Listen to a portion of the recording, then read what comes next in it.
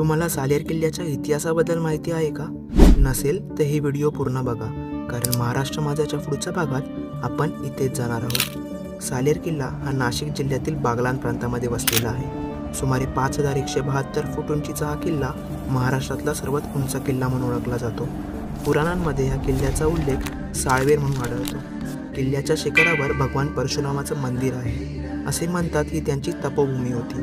या किल्ल्यावर त्यांच्या आईचेही मंदिर आहे. तुम्हाला त्यांच्या आई कोण होत्या हे माहिती असेल तर कमेंटमध्ये नक्की सांगा. या किल्ल्याला जसं पौराणिक महत्त्व आहे तसं ऐतिहासिक महत्त्व देखील आहे.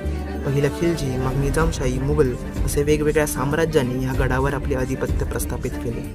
1671 साली छत्रपती शिवाजी महाराजांनी हा किल्ला स्वराज्यात सामील करून घेतला. पण ही गोष्ट औरंगजेबला कळताच त्यांनी त्याचे सरदार सालेर किल्ला परत मिळवण्यासाठी पाठवले. 1672 साली मुघलांमध्ये आणि मराठ्यांमध्ये सालेर किल्ल्यासाठी